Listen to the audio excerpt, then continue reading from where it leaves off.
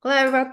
This is Christina, and welcome to this month October's office hour. And I'm super happy to have Evgeny here.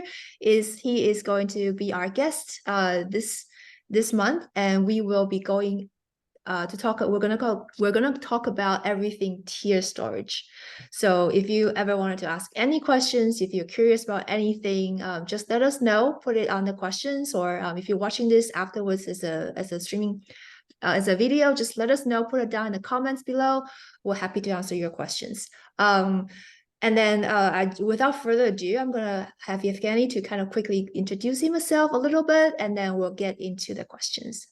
Hello, Evgeny. Hi. Can you tell us a little bit about yourself? Hello, yeah, my name is Evgeny. I'm working at Redpanda since 2020. Before Redpanda was Redpanda, I think originally the company was called Vectorized, and Oh, that goes way back. yeah, my, Victor. my, my first my first project was tiered storage, so I still working on this. Uh-huh. Yeah, it's a lot of work. Okay, perfect. Okay, so you're super experienced. We'd love to have you here. And you know what? I think just to set the background for people that doesn't understand tier storage, sometimes if you've seen our blog posts, sometimes we refer them as shadow indexing. Sometimes we talk to you about tier storage. But I think from now on, to make things a lot easier to understand, we'll just refer it as tier storage. From now on. But okay, so just to so Evgeny, can you just let us know roughly what is tier storage? What is exactly? Kind of just tell us a little bit about it.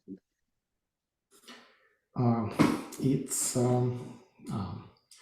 basically the idea is that you have in modern cloud we have different types of storage, and normally we have some storage on the instance on the node, and this storage is a bit expensive, and we can also have like network attached storage, which doesn't go away if you terminate the instance, and it's a bit more expensive. Like it depends on how much performance do you want to get from it. And we have different kinds of object storage implementations. The most well-known is S3, and we also have Google Cloud Storage and AWS in Microsoft Azure, and different on-prem implementations, and most of them implement S3 API.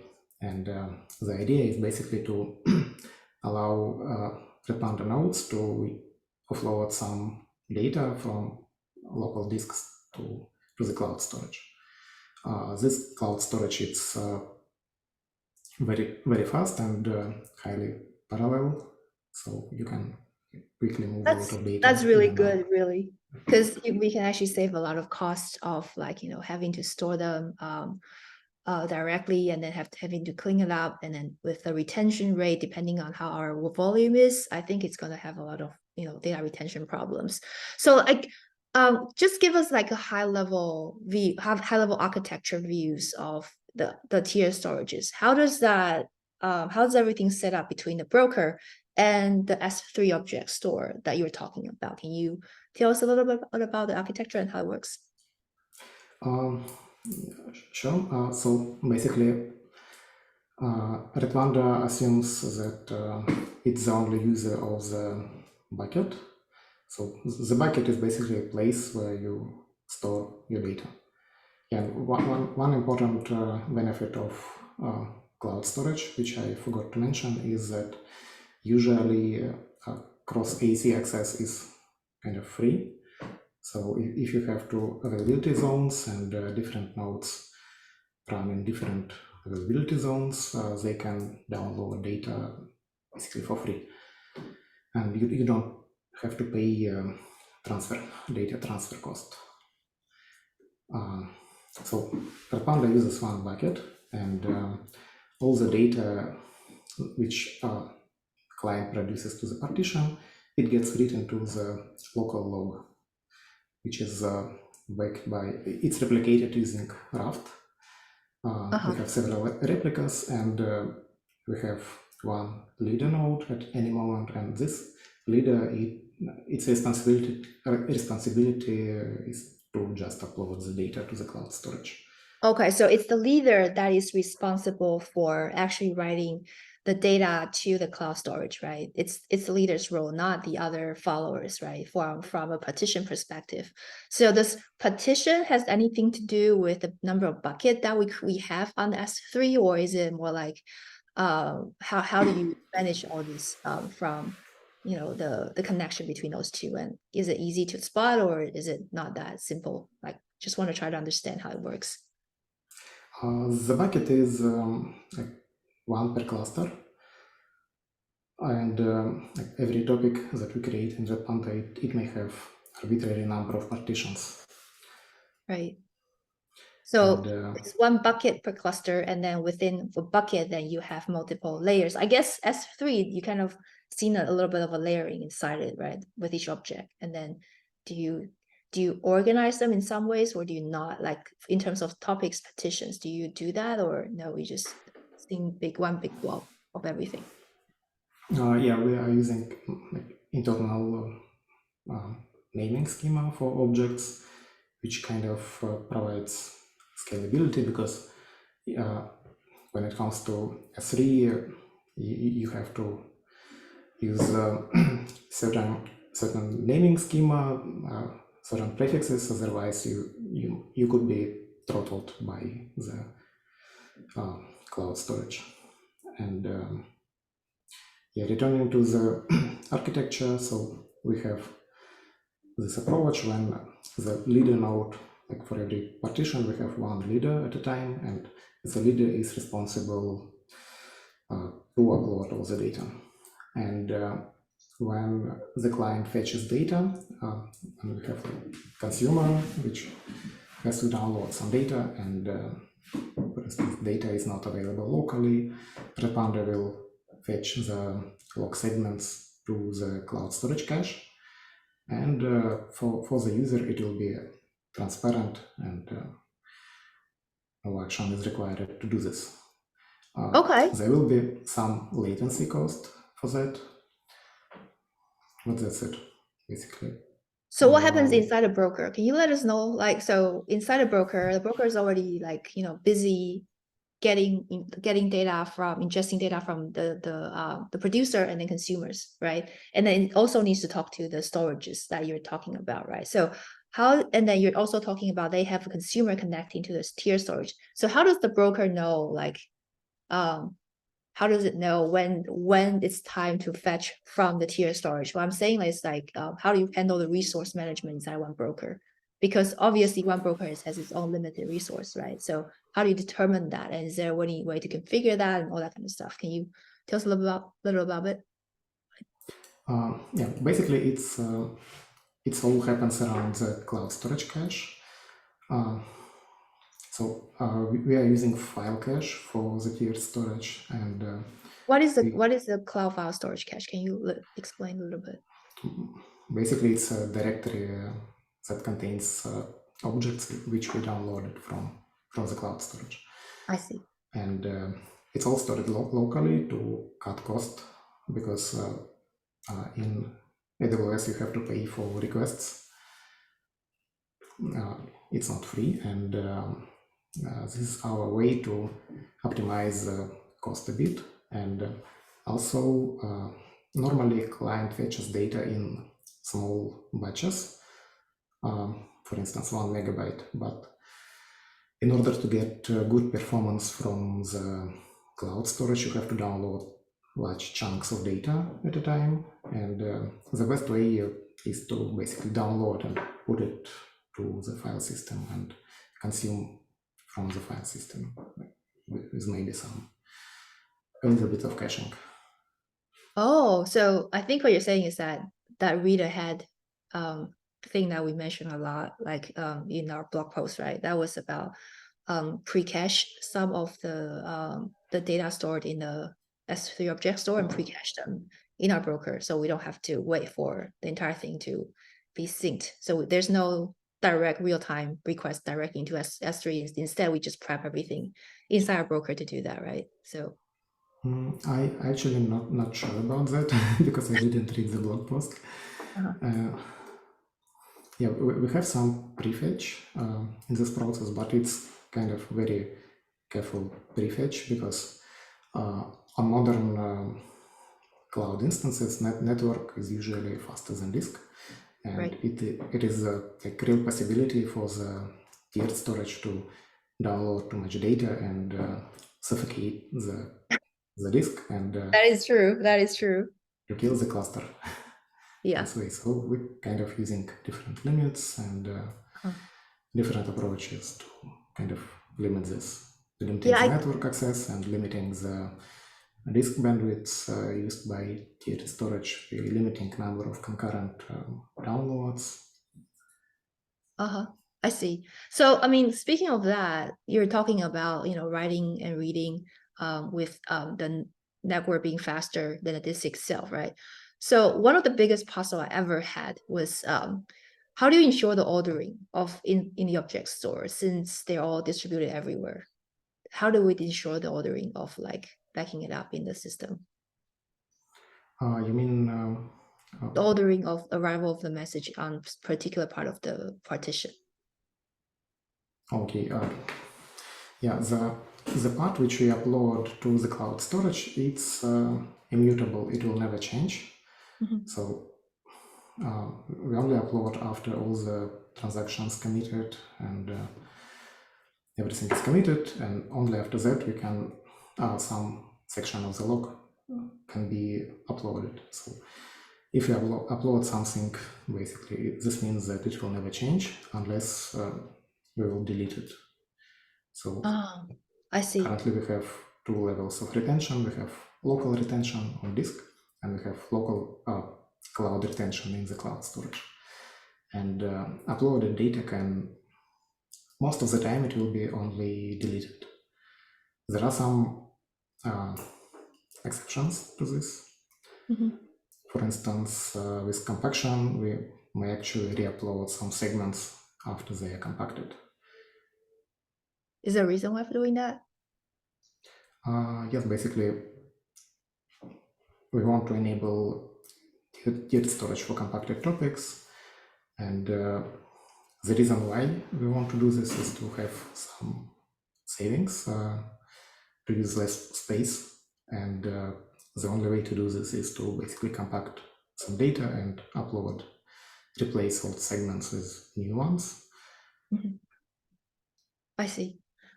Okay. So, I mean, I just want to dive a little bit deeper into what we just said about, so what do we have different components when we're building the tier storage? Are there any different components? Can you tell us what are the components inside the tier storage itself? Sure. There are actually a lot of components, and I think it doesn't make a lot of sense to go into great detail, but like high level, there are three main components. Cloud storage cache, which is responsible for storage, maybe even for cloud storage cache, the upload loop, the code which uploads the data, and the read path. Read path is responsible for fetching the data from the cloud storage to the cache, and we also have metadata. We have a service which stores all the metadata and it guarantees consistency of the metadata. It also uses Raft.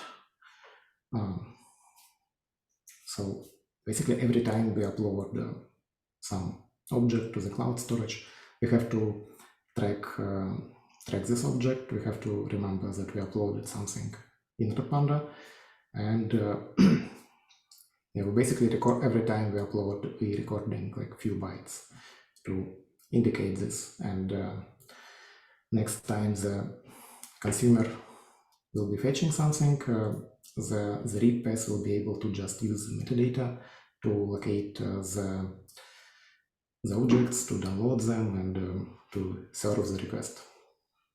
Okay, this metadata thing is very interesting for me because Can you explain a little bit about metadata and how we use it to look up things, right? Because I just imagine we have a data coming in and now it's ready to go to the cache, right? So what is written in the metadata?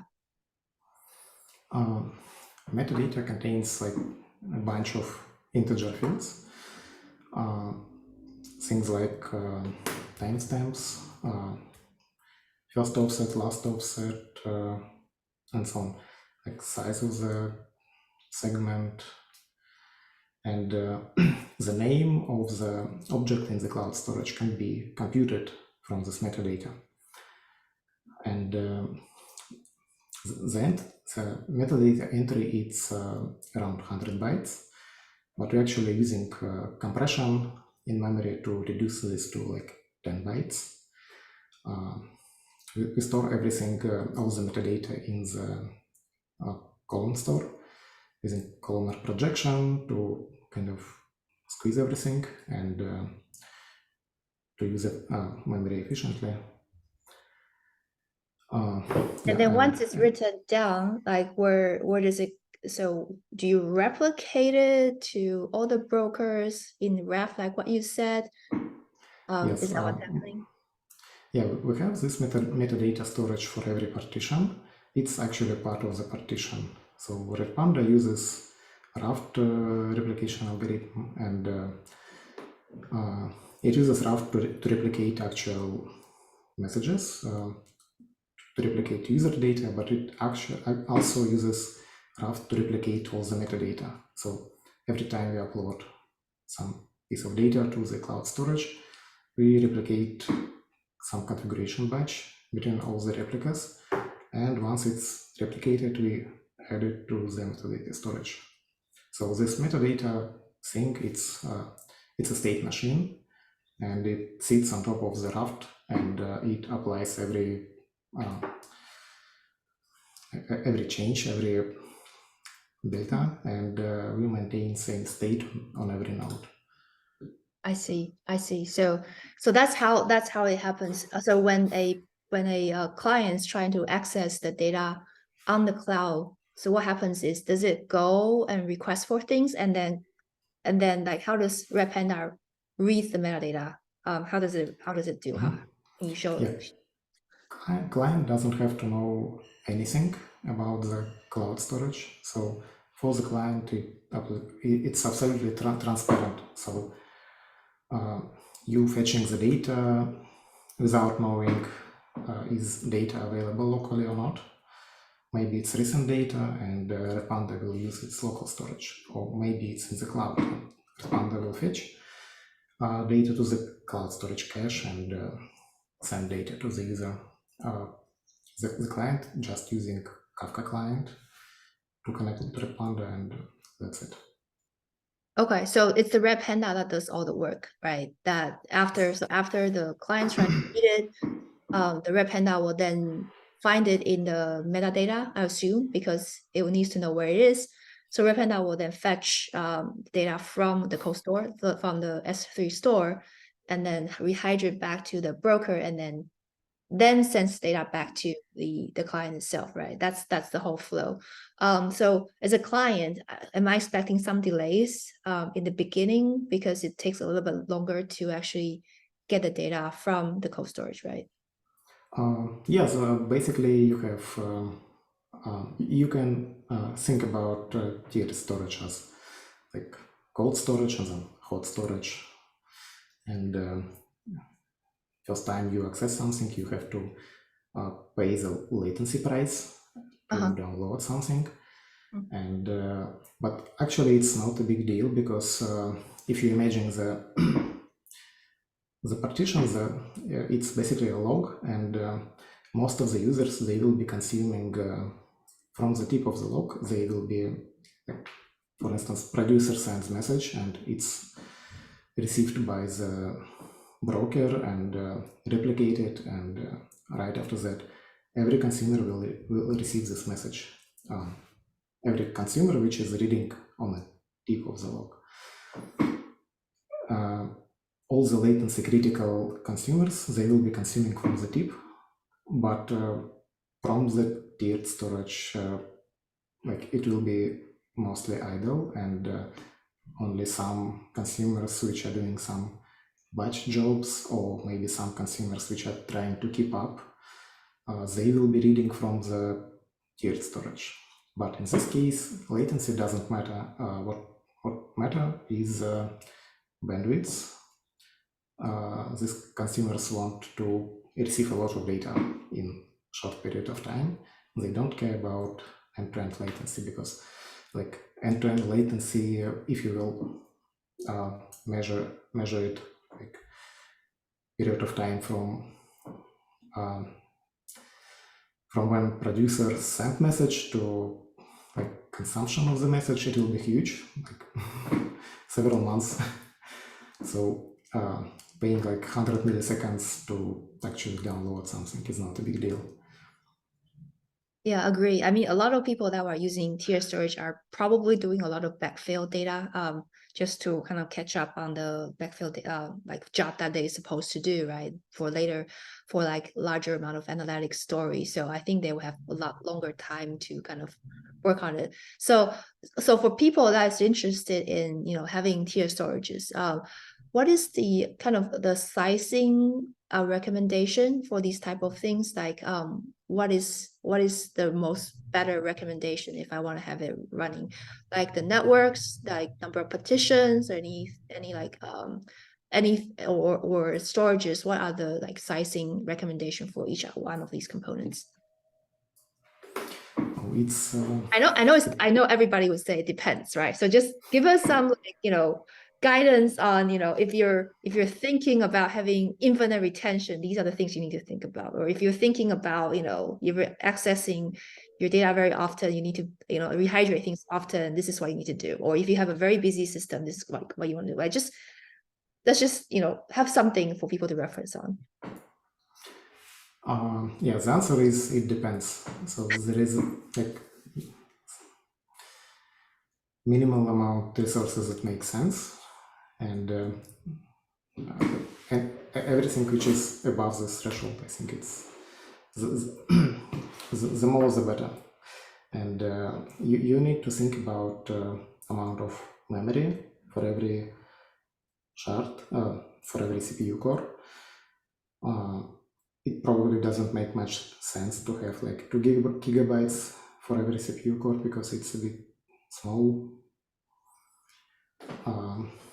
Yeah, most of our configuration parameters, they have reasonable default values. The only thing that you need to do, you need to look at your what kind of instance are you going to use, how much memory are you going to have, and I don't know how many concurrent readers, for instance, you are going to have. And I mentioned that you should have like 2 or 3 gigabytes for every CPU core, at least, better like 4 or 5. Mm-hmm. Also, you need enough disk space for the cache, because how can you size this? Okay. Right. So it depends, right? Like, so I'm just saying, if we have a busy system, and then I still need tier storage for retaining my data, what would be the minimum that I need to have in order to get that working? Yeah, it will work with relatively small cache, but you'll get better performance if you will use more space. And like the reason is like one scenario is when the client is, for instance, trying to fetch some data from the cloud storage, and let's say I'm reading from the partition which has from the topic which has 1,000 partitions, and Redpanda will have to download some piece of data for every partition, and by default it will be downloading like 16 megabytes for every partition, and you need to multiply this by 1,000. That's a lot. Yeah. Yeah, so it depends on how many partitions are going to have. and how your clients are fetching data. If your So if your partitions, if your topics have like 10 partitions, you don't have to have a lot of cache. If you like read heavy and you have a really large number of partitions and a lot of concurrent clients which will be reading from the cloud storage, you may need a lot of disk space. I see. And that scenario when you have small amount of disk, in this case it will also work, but it will be slow. It won't be crashing, like nothing bad will happen. Right. But can I just one more question about that then? Can I prioritize on different topics? Is there any way that, because sometimes if I want to eliminate some topics, I think they're irrelevant. I don't want to like cache them in tier storage. I don't want to store them. Is there any way that I can do it? Can I do it, and can I do prioritize like things like, for example, my older transaction is a lot more important, so I want to have them all stored in my tier storage. And then the second level one is the, sometimes there are people chats, like customer services. Sometimes those kind of things I want to go later on. Just sounds like, can I do that? Is there any way that we can do that with tier storage? Yes, of course. You can enable or disable tiered storage for every topic individually. And also you can change retention period. You can configure local retention to be longer for some topics if you think that it's read heavy, for instance. Okay. But in terms If of some, priorities, like, I want to do this one first and I'm going to do it later. This one like comes after these are done, can I do that or no? Like, this is like more the system decided. no, I don't think you have to do this because Redpanda is trying to schedule uploads in fair way. Otherwise, what may happen, you may have some partitions with a lot of data, and Redpanda is not allowing data to be evicted from the local storage unless the data is uploaded. So if some partition will have very low priority and it will have a lot of data, your broker may run out of disk space. So Redpanda is trying to schedule all the uploads in such a way that it won't run out of disk space. Basically, the system is trying to get rid of data in the local storage.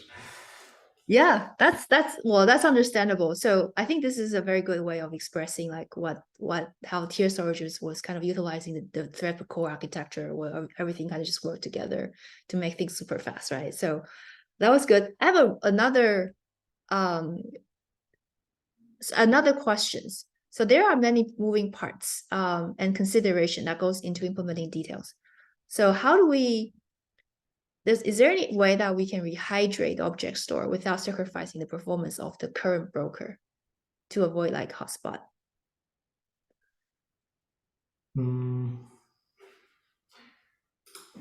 Yeah, I don't quite understand the question. Yeah, so I mean, like, If we you don't have want a to, lost broker if we and can, need, is there any way that we don't want to, like, if this cluster broker is like super busy right now, and I have another set of consumer, they want to consume stuff from tier storage. There's no way directly they can consume it. They have to go through a set of brokers, right? But these consumer just wants to kind of get the data okay. from. Is there any way? Yeah, right. Yeah, we can use read replica in this case. So read replica is basically another cluster which is configured to consume data from another bucket, from the same bucket which is used by the main cluster. But it can only use this data in read-only manner. So you will be able to consume data, but won't be able to produce, at least to the same topic. So this will allow you to kind of separate different workloads almost completely. and these consumers won't be able to affect the main cluster. I see. So that's pretty smart.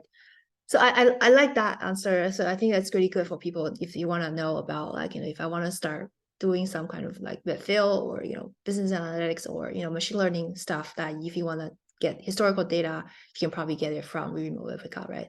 So Evgeny, I want to ask you a question. So when you're developing tier storage, what is the hardest part? What is the most challenging part when you're building this system? What is the hardest part what's the hardest problem you have to solve?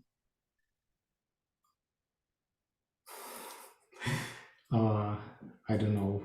It's a lot of difficulties. Or everything is easy, like you can just finish them by so start when you start talking to the engineering about this idea, you're building the system, right? What is the hardest part when you're trying to get things worked out first? What was the first step that you have to do, and then slowly just tell us about that. The first step was to actually build the S3 client from the ground up, because it was kind of difficult to use. So we're not using the actual Kafka S3 Connect, right? We're using our own, okay. No, we're also not using AWS SDK in Redpanda, because Redpanda uses thread per core architecture, and everything is asynchronous, and AWS SDK uses a lot of logs, and it starts its own threads, so it's very difficult, if possible at all, to have good performance in Redpanda while using AWS SDK. So we built our own S3 client, and later we developed the same thing for Azure, and we basically support all this stuff.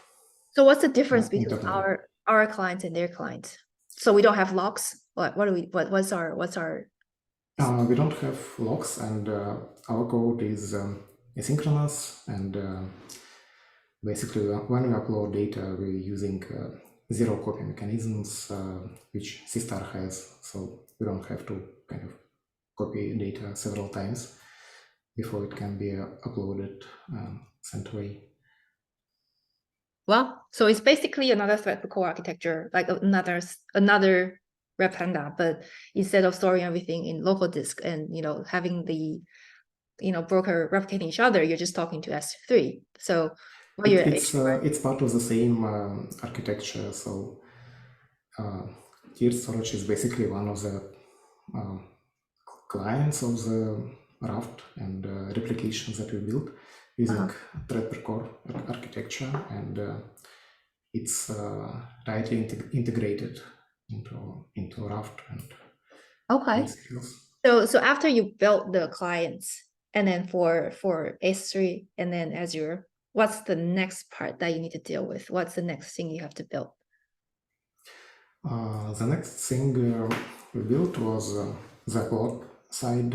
So we built this thing called archiver internally, and this archiver will just uploads data, and there are some challenges related to this thing, and I think it's a bit too complicated at the moment. It does two things. It uploads data to the cloud storage, but it also uploads metadata. The map of every uploaded segment, basically the map of the data in the cloud storage is also stored in the cloud storage, so things like read replicas can consume it and to quickly find every segment, every piece of data. And also it's responsible for maintaining metadata. It also replicates its own configuration batches and maintains metadata.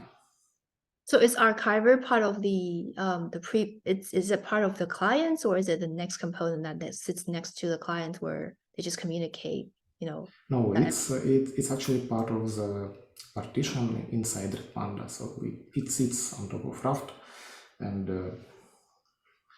uploads data. We also built the read path right after that. The read path basically uses this metadata to serve the requests. We also build a recovery mechanism. So if you will lose your cluster, you can use data in the cloud storage to restore as much as possible. Oh, wow. So And all these are built. And then what else? yeah, basically the trickiest component of the tiered storage is this metadata storage, because it uses like columnar format, and basically this is a component which implements so-called infinite retention. So most of the time the storage system has to keep some information about every segment, every piece of data, and the problem is when you have a lot of data and you have to keep a lot of data in memory just to track your data which is stored on disk and in the cloud storage. And we also had this problem in the tiered storage, so every time we upload something we have to keep some data. So to solve this problem we introduced this compressed format, and also we implemented mechanism which can swap out part of the metadata and upload it to the cloud storage and save to disk and retrieve later. So just a quick question about that. So like a lot of times people just store this metadata in the memory, so it's easier to access. But with now everything is like in, it's there's no limitation, it's infinity, right? So how do we deal with that, like from the Redpanda perspective? How do we make sure it's efficient, but then we still wanted to keep everything? And how do we deal with it? I feel like it's a very hard question to solve. Yes, Redpanda actually supports very high ingestion rates, so you can produce like gigabytes per second. And in this case, Redpanda will produce log segments very frequently, like every few seconds, and every log segment will be uploaded to the cloud storage, and you will end up with millions of log segments, and it's kind of expensive to track them individually, so we developed this data format to solve this. So we're basically avoiding loading everything into memory at once, because most of the time partition is not consumed like in million different places. It may be consumed in like 10 different places, so we need to keep metadata which describes these 10 places and nothing else. And we have kind of memory limit, and Redpanda tiered storage is doing its best to keep to avoid like reaching this limit and to run out of memory. So if the workload is read heavy, it will slow down, so it will be swapping out these pieces of metadata frequently. It will be removing downloaded data, but it will still keep going. It won't be crashing because of like, out of memory error. I see. All right, so I have a question coming from the audience before. So I mean, he was asking like, is it compressed? If the data is compressed, would that be a problem for tier storage? Or that's nothing? Like, there's no effect on if the data is compressed or not. There is no effect. Tiered storage doesn't care about content and what's stored inside, so it only cares about big chunks of data. Basically, it moves like large portions of data in and out of the machine. I see. All right. So one last question for you. What's the plan for tier storage? I mean, maybe 3 months down the road, 6 months down the road, what is your grand plan right now? And what are you what do you think is going to happen? Um, yeah, basically, tiered storage becomes our main storage. I think currently by default in Redpanda, we only keep like 1 day of data locally, and the rest is going to the cloud storage. And the plans are to improve everything as much as possible and make it even more solid that than it is it is. And yeah, maybe we'll have some new features. Okay. Is that shareable to the public or no? Is this like secret weapon that we're working on? We have a bunch of items that we are going to work on. I don't know how it maps to the product roadmap. I know that we shared information about the iceberg support in the future, that we will be working on iceberg support, and basically it will be integrated with tiered storage, and the idea is that Oh wow, you're dealing with all metadata. yes, we already know how to deal with a lot of metadata, so it will be easier for It'll us be easy for us. Okay, cool. to And then what else is this like? Okay, so that's a big plan for us to kind of get the iceberg thing working, right? So okay, that's good. Awesome to know. All right. So I think we're almost at the time because we're only have like 1 or 2 minutes left.